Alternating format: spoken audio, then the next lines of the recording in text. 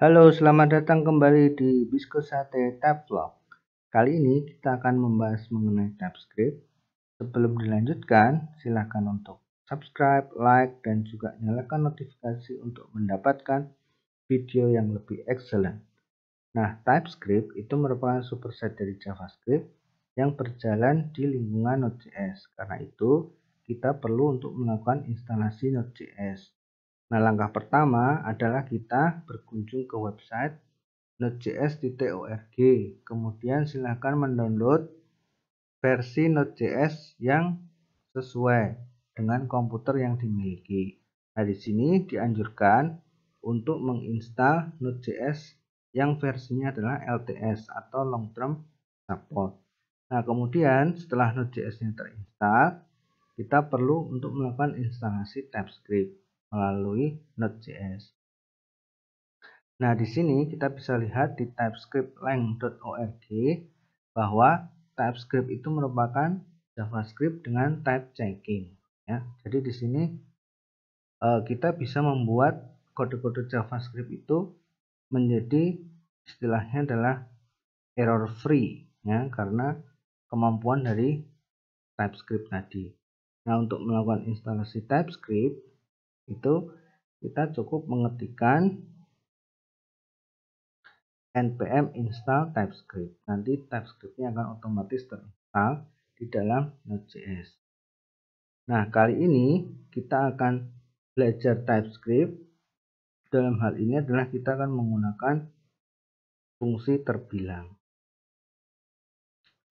Nah, fungsi terbilang ini banyak digunakan kalau kita akan membuat kwitansi. Nah, di sini fungsi terbilang ini nantinya akan mengembalikan kata-kata atau kalimat dalam bahasa Indonesia sesuai dengan bilangan yang dimasukkan. Ya, misalnya kita masukkan angka, kemudian nanti akan muncul di situ teks atau kalimat dalam bahasa Indonesia angka itu bunyinya apa. Ya. Nah, di sini fungsi terbilang kita kali ini itu memiliki beberapa metode. Nah, metode utamanya adalah modulo ini. Metode modulo ini nanti akan melakukan proses hitung modulo, ya, dengan tanda persen seperti ini.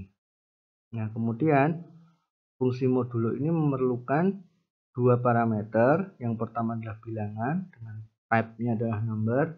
Kemudian parameter kedua adalah pembagi dengan type-nya juga number.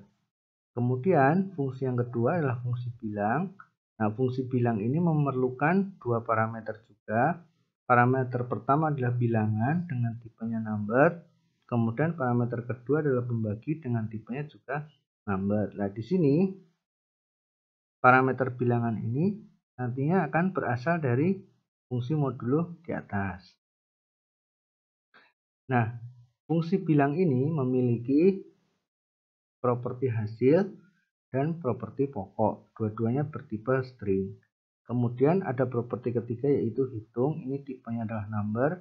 Nah, properti hitung ini nanti akan menerima hasil perhitungan atau pembagian dari parameter bilangan dan parameter pembagi. Tetapi jika parameter pembaginya itu bukan 0. Ya, kalau parameter pembaginya itu 0, maka properti hitung ini hanya akan berisi nilai dari bilangan.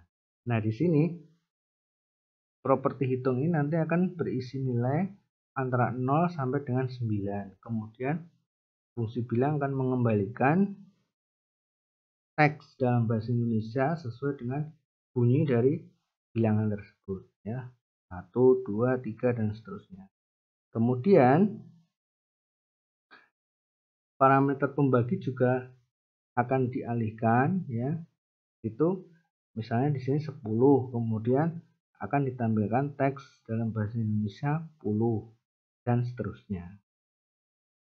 Nah, kemudian di bagian bawah ini, ya, itu jika properti hasil dan properti pokok tadi tidak ada nilainya, maka fungsi ini tidak mengembalikan nilai apapun.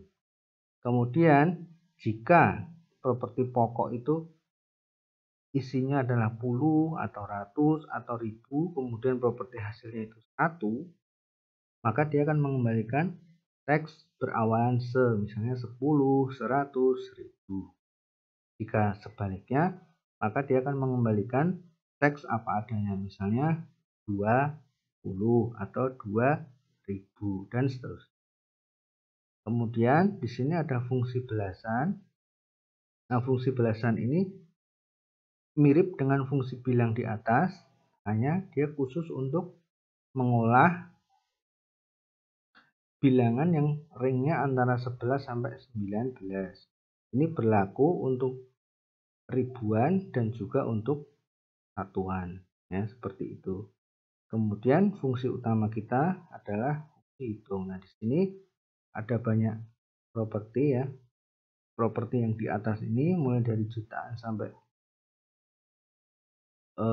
satuan ini, ya, itu dia akan memanggil fungsi modulo. Kemudian nilainya hasil dari modulo ini nanti akan dimasukkan ke dalam fungsi bilang. Nah, di sini dikurangkan, jadi dikurangkan dengan nilai di bawahnya. Jadi misalnya di sini misalnya ada 91. 91 ini kalau kita modulo dengan 100, maka dia akan mengembalikan angka 91. Nah, sehingga di sini kita perlu mengurangkan 90 dengan 1, sehingga nanti ketika masuk ke dalam fungsi bilang, angka 90 akan dicetak 90, kemudian angka satunya akan dicetak 1, sehingga fungsi bilang ini nanti akan mengembalikan nilai 91 dan seterusnya. Nah, kemudian di sini, ya, seperti yang saya bilang tadi, di sini kita punya fungsi belasan. Ya, fungsi belasan ini khusus untuk yang nilainya 11 sampai 19. Ini berlaku untuk yang ribuan maupun yang satuan. Nah, kemudian ini adalah outputnya. Nah, karena kita menggunakan JavaScript, ya, ini walaupun TypeScript itu masih JavaScript, kita memerlukan export karena kita menggunakan modular. Nah, di sini fungsi utama kita terletak di file index.ts ini. Jadi nama filenya untuk TypeScript itu berarti ts, ya. Nah, di sini kita mengimport fungsi terbilang tadi. Kemudian di sini kita melakukan eksekusi. Nah, di sini kita punya beberapa contoh. Yang pertama adalah nilai 1155, ini nanti akan terbaca 1155. Kemudian 216850 akan terbaca 216850, akan terbaca 216.850 dan seterusnya. Nah, untuk menjalankan TypeScript ini kita memerlukan command prompt. Nah, di sini kita bersihkan. Kemudian untuk menjalankannya kita menggunakan perintah npm run terbilang. Nah, kita lihat hasilnya.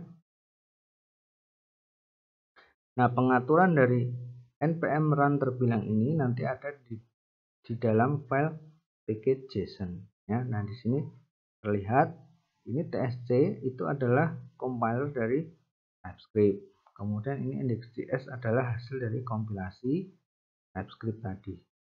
Kemudian di sini tampil 1155, di sini tertulis 1155.